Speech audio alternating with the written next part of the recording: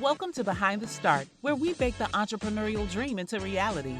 Join us as we showcase the freshest ingredients, the entrepreneurs of our time, from the birth of their startups to the rise to their success. We'll delve into the recipes for success and the challenges they faced along the way.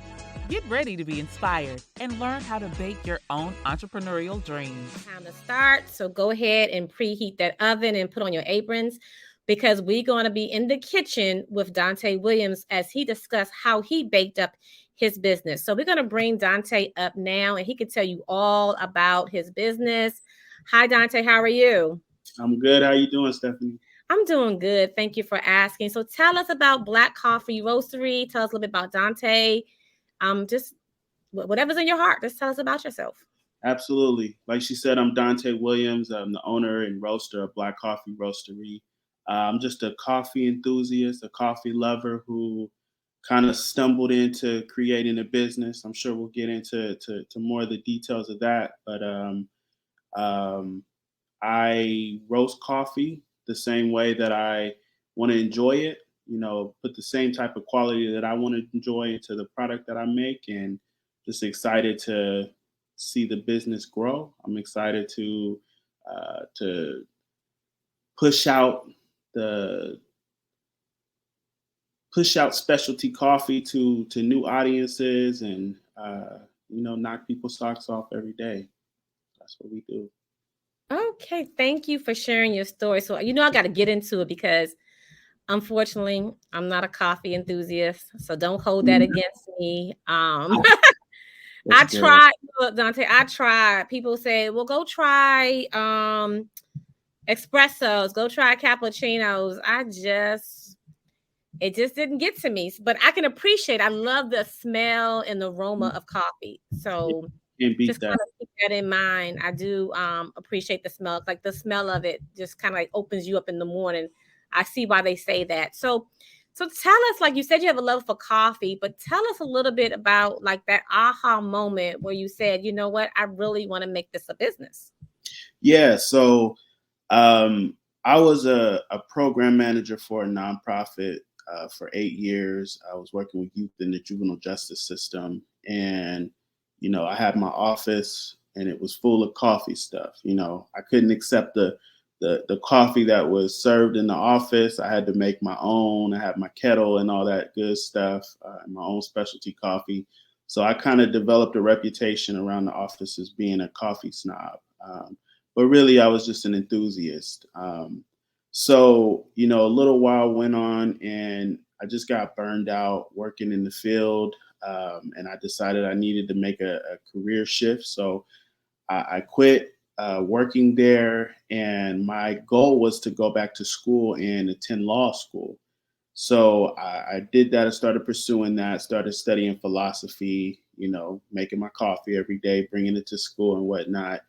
And then during that time, the pandemic hit. So we're in this really unexpected phase of life, and just kind of newness in the world with the pandemic situation. And I ended up um, I ended up back at home, no longer having in-person classes, and through that process, I taught myself how to roast coffee. So it started out on a hot air popcorn popper, and that's how I initially got going.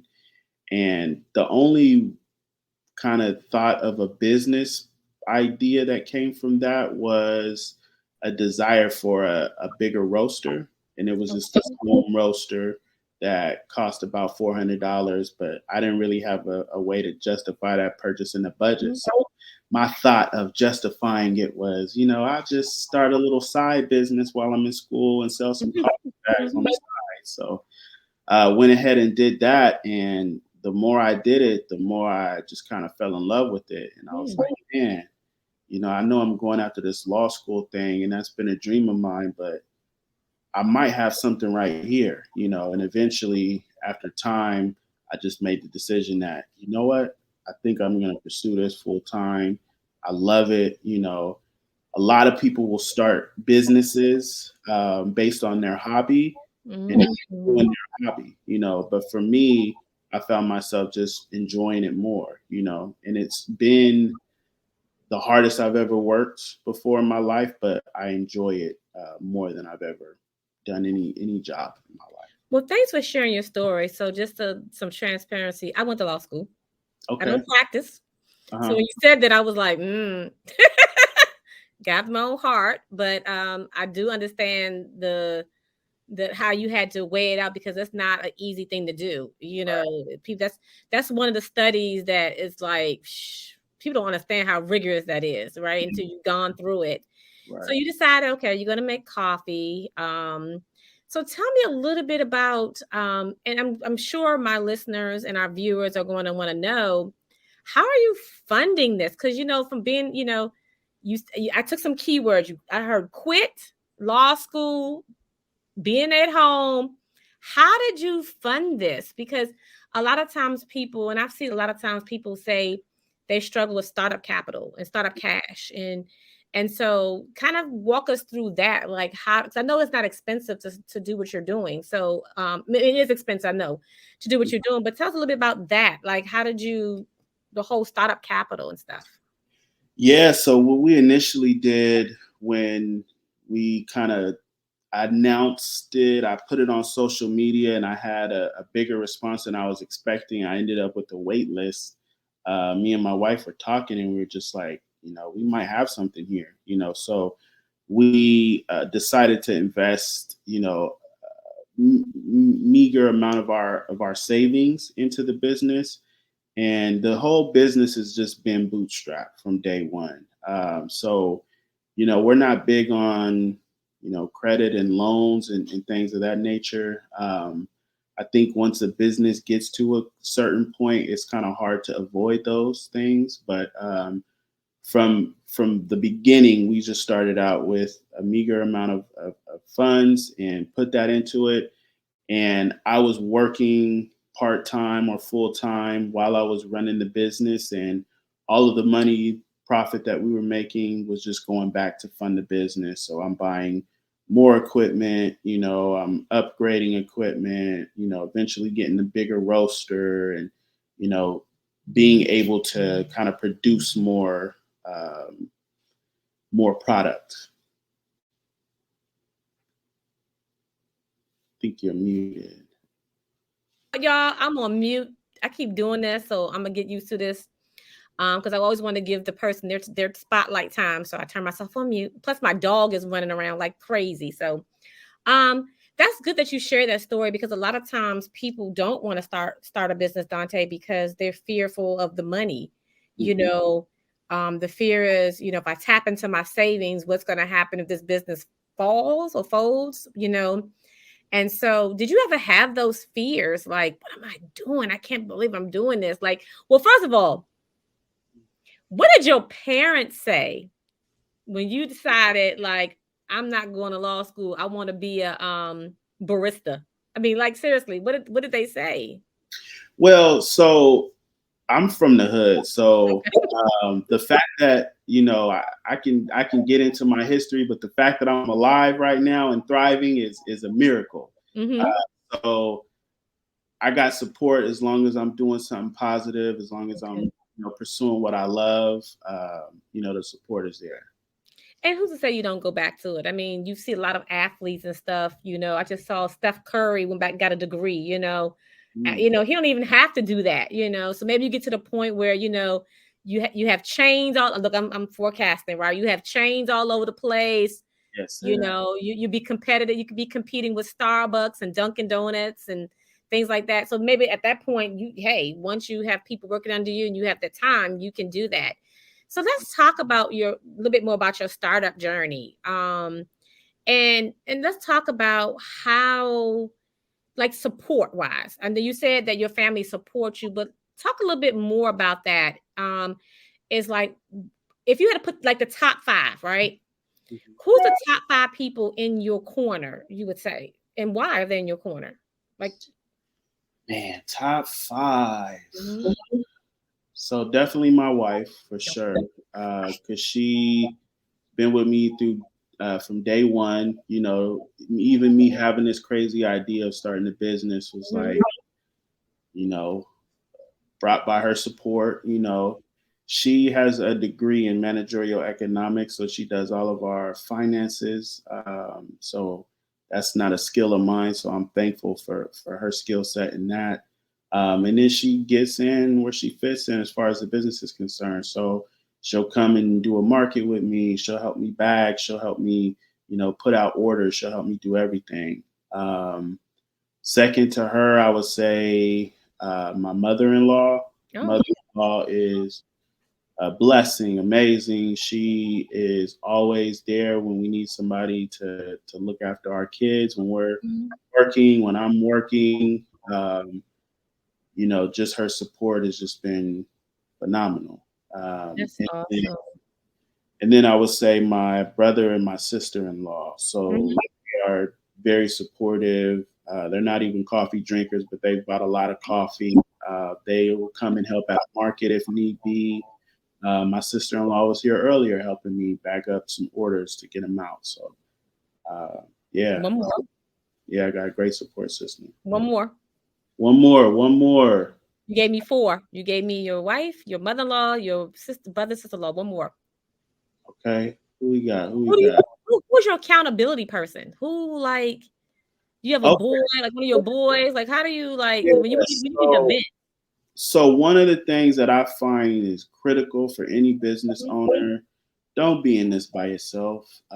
It's support networks out there. So there is a food incubator program that I joined about a year ago. I went through, I think it was like a 12-week course, and they taught us everything that we needed to know about starting a food business, all the requirements, legal requirements.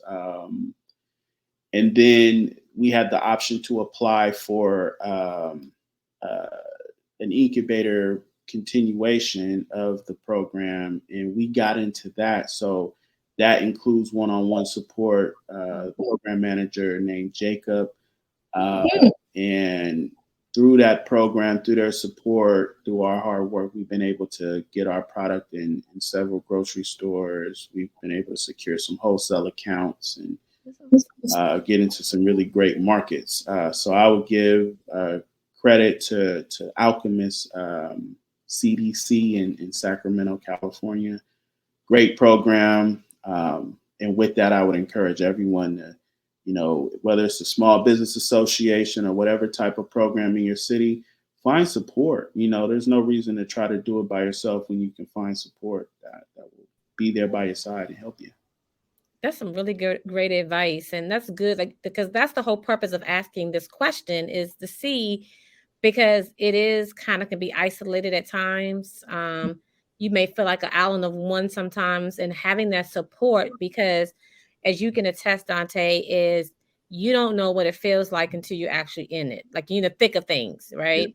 Because you're gonna have highs and lows and ups and downs. I remember Dante, there was one lady I met at some small business event, and she walked up to me and was like, I don't know what I said. Something I must have said resonated with her. And she was like, she said, I wasn't going to come today.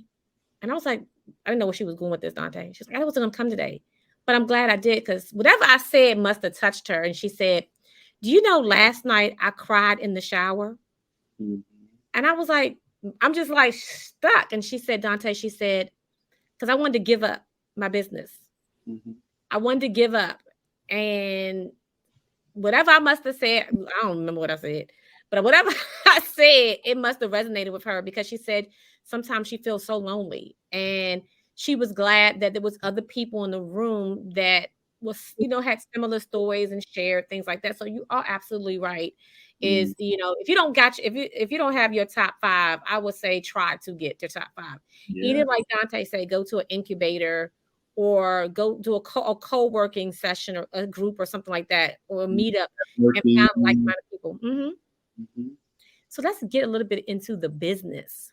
Yeah. So coffee. So I'm not, like I said, I'm not a coffee connoisseur. I'm a tea person. So hopefully, when you have your coffee, your places, you sell some tea for us tea drinkers as well. Coming. We got tea coming. See y'all, we got tea coming. So tell me about like what's some of your like what is like tell me a little bit about like what's some of your favorite products? You know, what are your, I always ask people like, what is your favorite product, but what is the people's choice? Mm. So my favorite product would be any African coffees. I could be biased, but in my opinion, they just have amazing characteristics and notes. So African coffee, people might not notice, but Africa is actually the birthplace of coffee. Oftentimes, coffee is seen as this, kind of Caucasian thing, but really the birthplace is Ethiopia. So coffee is more ours than we realize. But a lot of African coffee has a lot of fruity notes, juicy notes. So you might find like notes of peach and blueberry and mango and papaya, different things like that. Now I And have to try some because you got me with peach and mango. Maybe that's what I was missing. I was listening to Dante in my life. Maybe that, maybe. yeah, I'm telling you, most of the coffee out there is not great. So there's two distinctions. There's commodity coffee, which you're going to find at your, major chains, major grocery stores, and that's just kind of lower quality coffee. And then there's specialty coffee, which is a marginal percent of the coffee that enters the marketplace. Mm-hmm. All we do is specialty coffee, so it's the top grade coffee. There are things put in place to ensure that people are paid fairly, and that the coffee is just top tier. So that's all we deal with. We get coffee from several different regions. Like I said, my favorite is African coffee. And I would say our Ethiopia is our best seller. And then second to that is our Peruvian coffee. Mm. So yeah, maybe I was missing some of those notes you were talking about. Yeah, I'm not a black coffee drinker. Maybe I need some notes, some hints of stuff like you mentioned, peach and mango. Yeah, so that's actually black coffee. That's the natural flavor of it. So I mean, it's a lot similar to wine. It's an acquired taste. When you first start drinking wine, it's kind of like what's going on here. But as your taste buds become accustomed to it, you start your palate becomes refined. You're able to kind of know what's good, what's not good. The same thing with coffee. Your palate starts to shift and to change. And it took me years before I started drinking coffee black. But that's all I do. So Dante, tell me a little bit, like, let's talk a little bit more about startups and in things you've experienced since you started. What do you think is the thing that you see most people that start a business do wrong? Like, what do you think that if you could pinpoint like one thing you think that startups may be doing wrong, what would that be? Let me think about that. And if you don't find, if you may not have had that experience, but let me flip it on the other side is what do you feel like somebody who wants to start what you're doing, right? What's the one thing you would think they need to make sure they're not going to do, kind of thing? What's the, like, I know you had some trial and error. So what was, if you had to redo something in your startup, what would it be? So I would say make sure you count the cost. Make sure you understand what you're getting yourself into before you jump into it, because depending on the level of investment that you put into the business, there's implications there. The level of time that you're putting into it, the level of energy that you're putting into it, there's implications there. How much time you're going to work, there's implications there. So you want to count the costs. Is this something that I really want to jump into? Is this something that I understand? Do I have a firm grasp on how to kind of operate this business? Do I have the intellectual tools to kind of figure these things out? Because absolutely, there's a lot of trial and error. But I think what I learned that helped me is one, like I mentioned earlier, is to get a support system around you. And then learn your industry, learn your craft, learn your trade. You kind of got to be obsessive about it. Listening to videos, attending trainings, reading books, all of these different things. Like, you're never, your knowledge is never, capped out. There's always room to grow. There's always things to change and implement and streamline things, make it more efficient. So if you're ready to work, start a business. But if you just kind of want to chill and relax and think that it's going to be something that's going to, put a bunch of money in the bank, and it's going to be easy, and that ain't how it's going to be. Right. So tell us where you see yourself in the future with this. I mean, I don't want you to give away too many things because a lot of things are proprietary, things like that. But what is in the grand scheme of things? Because I kind of did some, seeing you next, competing against Starbucks and Dunkin' Donuts. But what do you see your vision in the future for this? Yeah, so my goal is really to have a diverse business. I think that's another thing that people should look at. You can't do everything, but you don't want to just probably do one thing, because if that one thing gets messed up, or if there's some type of factor that comes to affect that, it can mess up your whole business. So we don't put all our eggs in one basket. We do a little bit of wholesale. We do e-commerce. We do actual physical markets, things like that. So I just want to continue to grow the brand of Black Coffee Roastery, so that we'll look like several cafes, possibly a coffee store, that's completely geared around coffee and coffee equipment, training, classes, things of that nature. So teaching people how to roast coffee, teaching people how to brew coffee.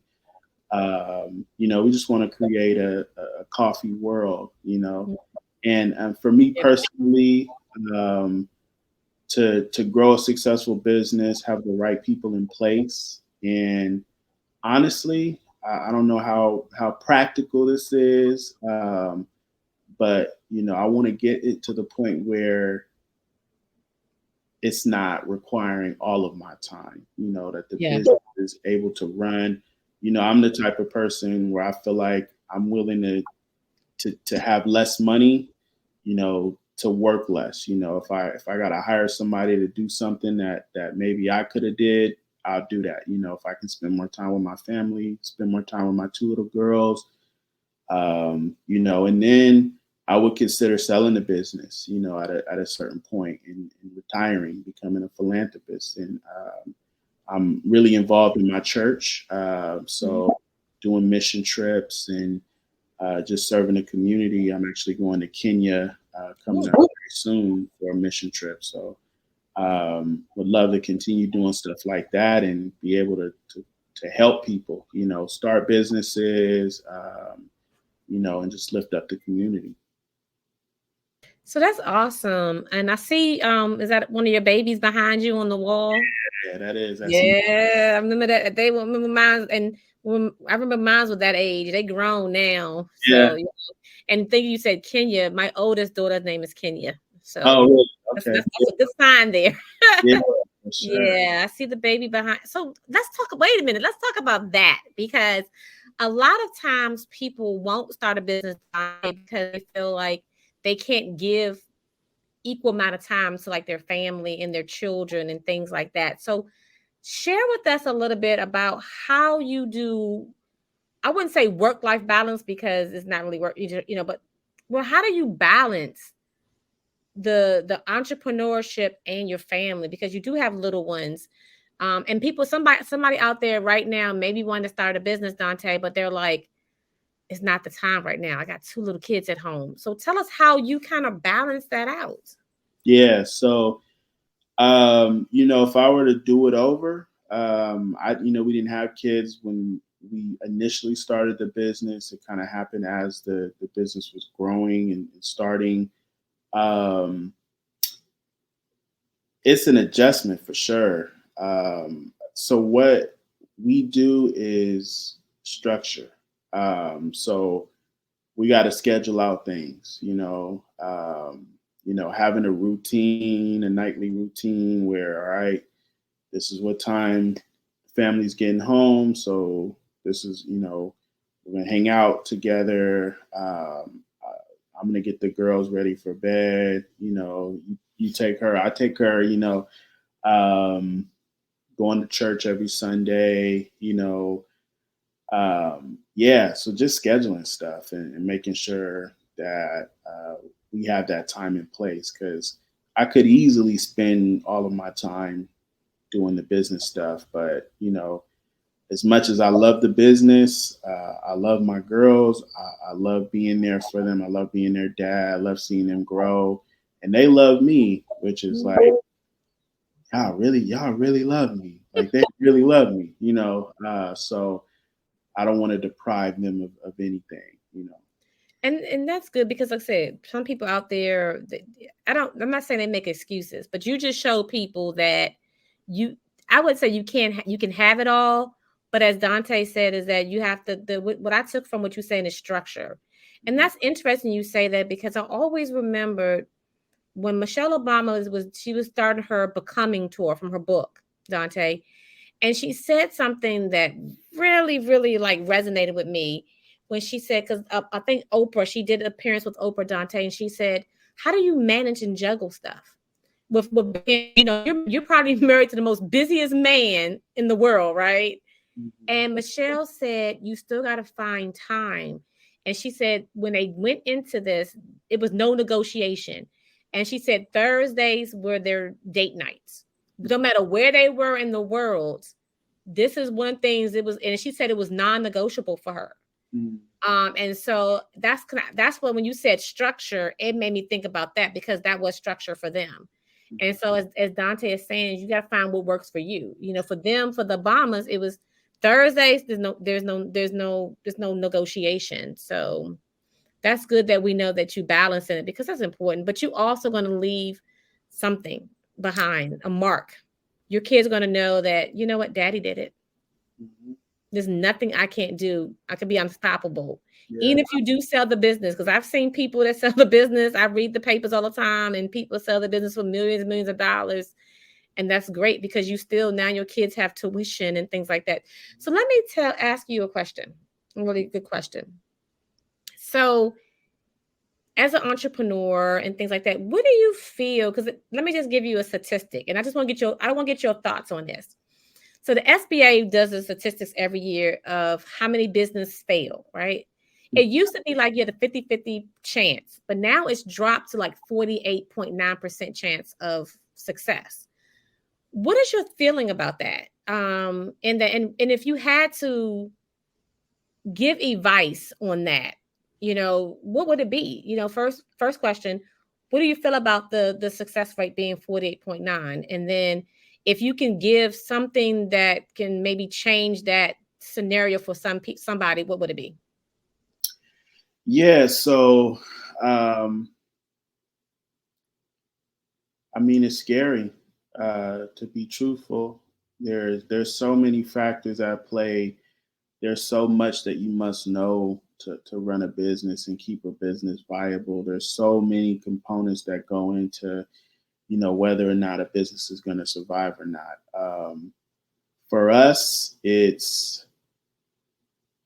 I'm trying to keep it as low risk as possible while still growing. So I think we can utilize technology, and that is something that we've done. So the e-commerce side is a big component of it.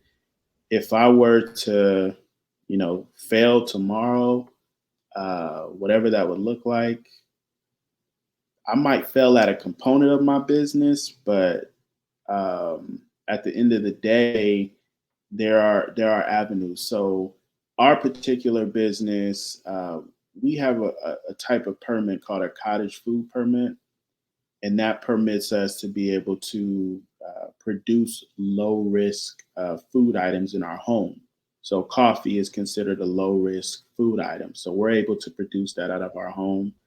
And if I purely had a e-commerce business, I can potentially do everything from home. I could produce the coffee, bag it up, print out labels and package it, and have the USPS pick it up. I don't even have to leave my house. So in regards to like meeting a income requirement, that might be difficult. But as far as failure, it's like, how do I fail if I still have that? If I still have that component. But ultimately, it's scary. I think there are, again, a lot of avenues and ways that businesses can fail. But are you the person that has the tenacity? So I think about what I've overcome in my life and what I've been able to achieve. And like I said, it's been through a lot of blood, sweat, tears. It's a miracle. It's by the grace of God. Um, and there is a level of fear in these big adventures. So I see a potential in myself. I see a capability in myself, and that even just that thought of like, you know what, I'm gonna try to become an attorney. And I'm like, man, I wasn't good in school. Coming up as a kid, I was never had good grades, never focused on school. So when I went back to school, it was my first time ever getting straight A's. It was my first time, continuously being on the dean's list for semester after semester. And it was like, all right, I'm putting my head to it. It's scary, but I'm gonna go for it. I'm gonna achieve it. That LSAT, the idea that was scaring me. The idea of law school was scaring me. All of these different things were scaring me. The idea of business was scaring me as well. But it's like, you have the choice of, how you approach the fear that you have. You can fold and say, nah, that's not for me. I'm not going to give it a shot. Or you can dig deep within yourself and find that potential. And when you see a statistic, you have the same option. You can fold and say, you know what, too many businesses fail and there's too much risk. I'm not going to do it. I'm just going to stick to whatever I got going. Or you can find something deep down in yourself that says, you know what, I'm gonna be that other percentage that's gonna be successful, and you got to move with that confidence, calculated confidence. Mm-hmm. Oh, explain that a little bit. Calculated confidence. And by the way, thank you. I think you have an awesome story. Thank you. You are a true testament. That doesn't matter where you come from, is where you end, right? But talk about that calculated confidence. What does that look like to you? What does that mean? Because some people out there may be sitting at home like, I need to know more about this calculated confidence and how I can get some. So tell us a little bit about, because you use that word intentionally. And I noticed that you do things with intention, right? So why did you use that word? Like what, to kind of like elaborate a little bit more on what is a calculated confidence? Yeah, so we know what confidence is, and it's a fine line between that and being, cocky or whatever the case. And there could be a foolishness in someone's confidence. If it's a baseless confidence, then it's useless. But when I say calculated confidence, I mean having the initial gall, to pursue, to start, but then from there, getting your information, getting educated, getting a support system around you, making sure that you got all your ducks in a row, being organized, calculated in that sense of like, right. I might be confident, but I'm also going to be wise about how I approach things and how I navigate the situation. That's awesome. Thank you. Because like I said, somebody's probably thinking right now, like, what is that? Because sometimes we hear stuff and we just want a little bit more explanation. So thank you for explaining it to somebody out there that might needed to hear that today. So let's have a little bit of fun. Okay. Yeah. So I always ask my guests this question. So if you could have one as an entrepreneur now, if you can have one superpower as an entrepreneur, what would it be? Ooh, if I can have one superpower.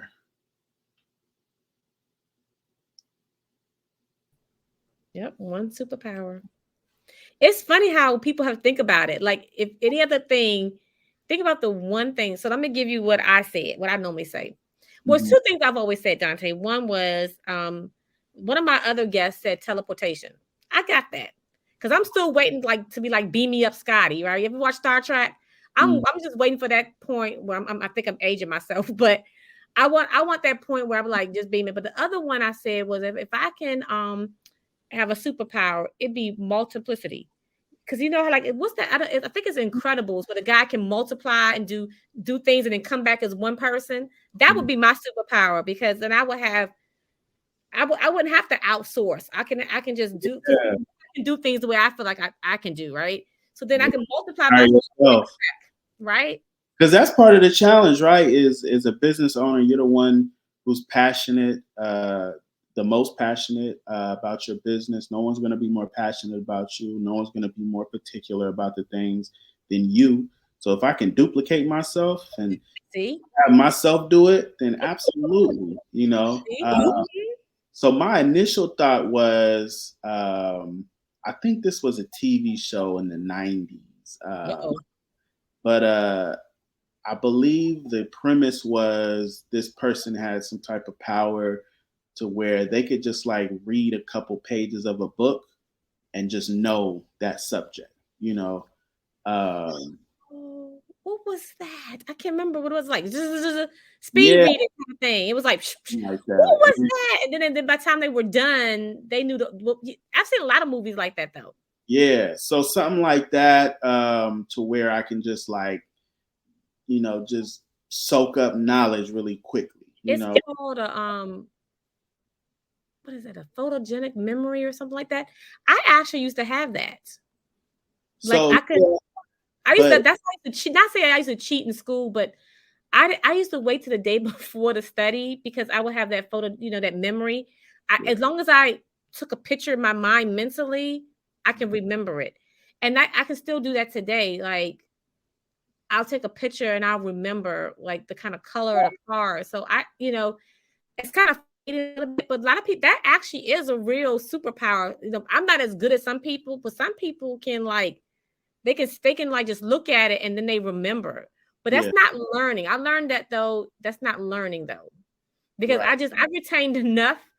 Like I passed and everything. I would retain enough, but then after the exam, it was gone. yeah, yeah, But yeah, that's a good one too, though. To just be able to retain, just to be able to like look at it and be like, oh, like a computer, your brain like a computer, and all of a sudden you just hardwire and you download it. Okay, I'm done.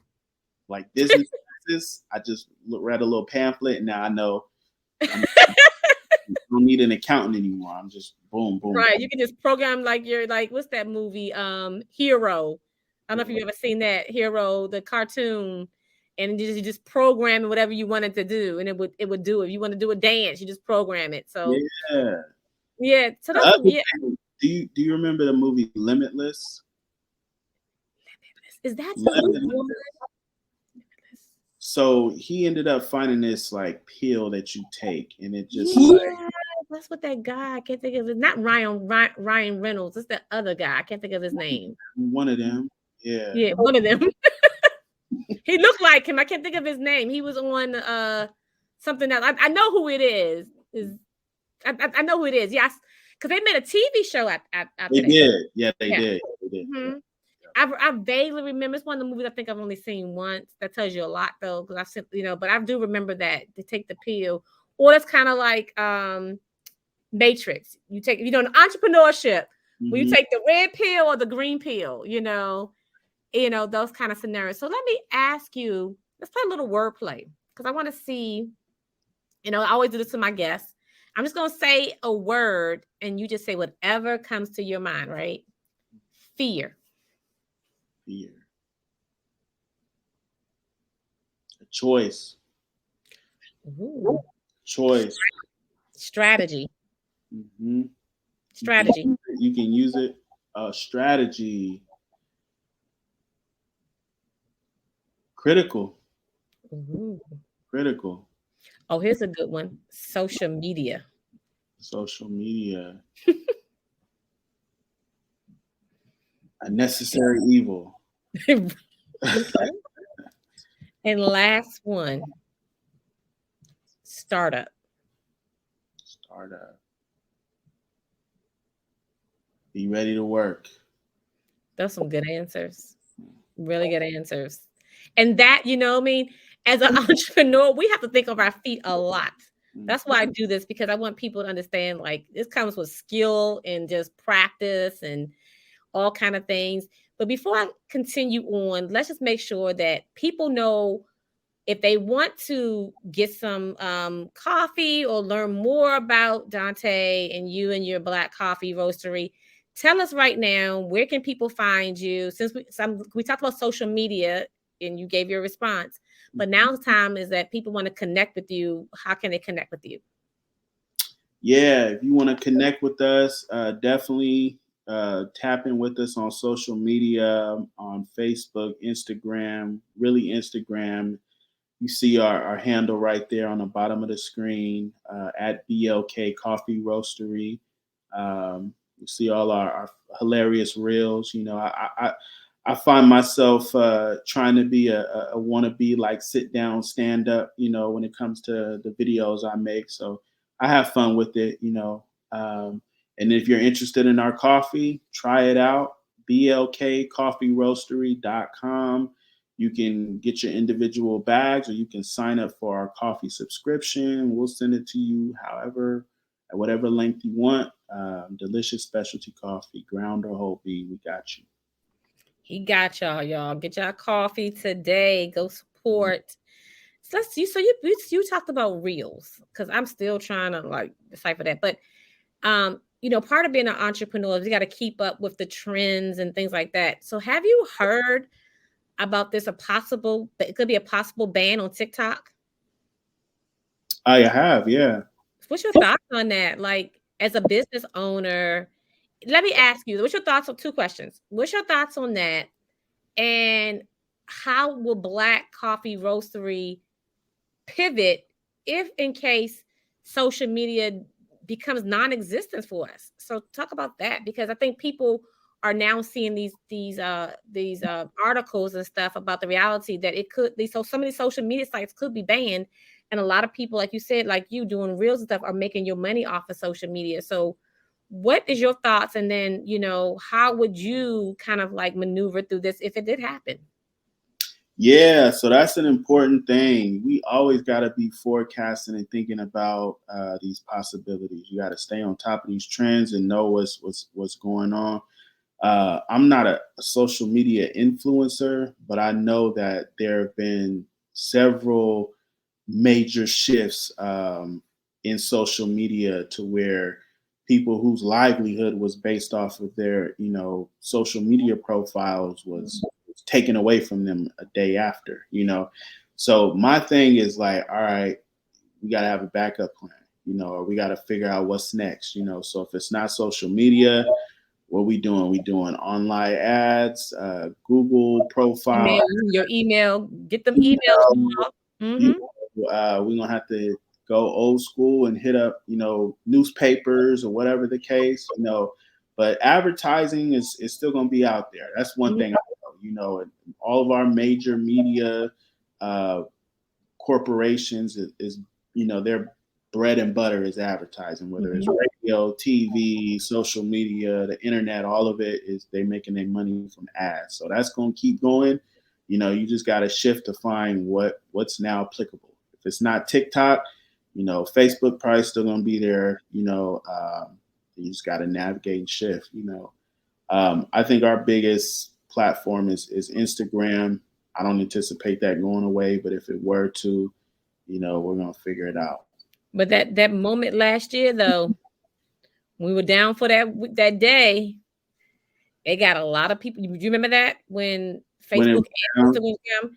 Yeah. It got a lot of people thinking, Dante, and it was like, yeah, some people was like, you know what? I need to be able to somehow, I got to get some more email addresses because I need to be able to communicate with my customers when things like this happen, right? Absolutely. And so that's the word of entrepreneurship, y'all. We're going to tell y'all the stories. Like is if you think watching celebrities in the last 10 minutes of a game, and it's either they can make the shot or they don't go to the playoffs, right? You don't know what it's like for entrepreneurship. We do that every day. Man, every day it's a basketball game. We're in a playoff game every day in this. Absolutely. If you could see the last 3 weeks of this business and what we've been going through, it's like, what is going on? Like, so we do a farmer's market every Saturday. This one thing that happened last week, so we do a pop-up cafe. We load all of our equipment onto a truck. We go to the site. This market, there's, anywhere from like 3,000 to 5,000 people there. So it gets really busy. We do a lot of business there. And everything's run off of a generator. So our generator kind of shut off and I couldn't figure out what was going on. So, like the thing you crank on a lawnmower to get it started, that was going to take me like 20 minutes to figure out. You got to pull it and then, yeah. It usually starts up right away. For you. Yeah. I went to turn it back on and I pulled the little crank and it just, the string just flew out. And I'm literally sitting there like, yo, like, what is going on right now? This is not happen. This is playoffs. This is like Jordan down 91. It's situations like that to where like, all right, if I don't figure out this generator situation, and we finna be dead in the water here. So I gotta think quick, Let me go to the locker room, y'all. That's what happens in the locker room. That's what halftime. People don't understand what halftime means in sports. That's when they have to go and regroup. So Dante went in the locker room. He was like, "Look, I got we gotta win this second half now. So we gotta figure something out." So in that sense, we was down, right? We about to lose the game. So we do espresso, based drinks, and all of our espresso machines are run off to the generator. So now it's just the hot coffee and all the pre-made drinks, So I had to go scoop up the generator, take it back to the store, get a brand new generator, fill it up with gas, stand in line at the gas station, fill it up with oil, get it back there, and get that thing running. And did it, made it happen. We still were able to, win the game, have our average, profit, which is the win for us. Still won the game, still made it to the end zone. Yeah. Still, you went halftime, you regrouped, you got it together, you made. Because even on the way getting that new generation, you probably gave yourself a pep talk. It's like, look, you cannot freak out right now. I'm like, yo, what's going on? Like this last 3 weeks, it's been little situations like that, and the perspective could be like, yo, like, am I cursed? Like, what's going on? Right. And I'm like, okay, look at it from the silver lining perspective. You just hopped in your truck. And you were able to go return this generator, get a brand new one for $8 more. Still make it in time. And still make it in time. Like, that's the line. We should call that the entrepreneurship hustle. you know how like in some sports they have like the hustle, they have these different maneuvers. That's what we're gonna call it Dante's entrepreneurship hustle. Because that's a pure case of you could have just given up. You could just put your hands. You could have just said, some people shut down. You said, look, don't count me out yet. Like, I'm going to look. There's a will, there's a way, there's a mercy. If you please, Lord, whatever you need to do, whether you're religious or not, whoever you get that motivation from the universe, sometimes you have to do that. You know what I mean? I remember one time I used to sell candles years ago. And I was doing one of these events. And I didn't realize it was an outdoor event. And at like 80 degrees. You know what happened to the wax? I don't even have to tell you. Yeah, it all melted, They huh? started sweating and everything, and I'm just panicking and I just finally had to say, you know what? I won't. I was like, you know what? I'll just pull out something else. And then that's like, I got some other products in here and things like that. So sometimes that's all about, like you said, maneuvering. I always tell people, think about the sports analogy. Is you ain't down yet, Mhm. that, and think about the tenacity of those players, you think how many yards they have to get just to even get into the point where they can get to the end zone, right? Right. You get so many different chances. You get so many different chances to win. And that is what Dante is telling y'all today. So Dante, it's been a pleasure. Any last words you want to give our audience, the listeners? Just anything you want to say in your spirit or in your heart, to our listeners. We will welcome. Yeah, if you're thinking about starting a business, whatever you're thinking about, um, whatever your brain is telling you that you can't do, uh, it's not true.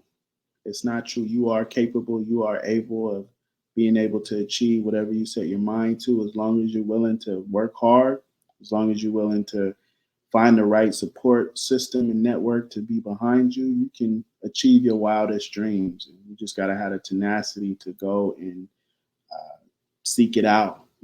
Something I call resilience.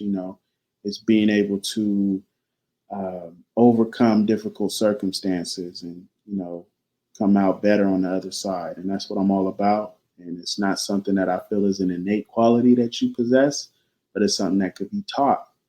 It's something that could be cultivated in any individual. So you can do it if you're willing to put yourself on the line, or rather, if you're willing to do what you got to do to make it happen. So thank you so much. I like the analogy on the line because that sometimes is where that line makes the difference between who's going to win or lose. It's Mm. as that line of scrimmage, right? It's like, it's when we get to that point. Thank you, Dante. We got your handles again. Black Coffee Roastery. He has his @ in front of his face. We appreciate you. We always like to give people their flowers when they come on the show because nobody else is going to toot your horn. I always tell people you celebrate everything in life. You celebrate the birth of your babies. You celebrate, you get celebration for get a promotion at your job. You get a celebration. They'll take you out to dinner, your retirement, anniversary, wedding, whatever. But when it comes to entrepreneurship, where's my cards? Where's my party? Where's my celebration? Can I get a card? Can I get something? And so that's what we do here at Legit TV. We virtually give you your celebration because I truly believe that this is one thing that should be celebrated. Like you said, you birthed it. I'm not saying to go out and get somebody a baby shower for birthing the business, but do something, because it's a baby to somebody, So thank you, Dante. We appreciate you. We'll be rooting for you. We invite you back on the show and later on to see how well you're doing. But again, thank you so much. So thank you all for watching another episode of Behind the Start. So you can go ahead and put away your aprons and turn off your ovens because you just got a dish of a startup that's going to just be like yummy because it's coffee. So again, thank you. That's a wrap on another delicious episode of Behind the Start. We hope you enjoy this taste of the entrepreneurial world and feel inspired to bake your own recipe for success. Keep the oven mitts handy, and remember, the proof is in the pudding. Until next time, happy baking.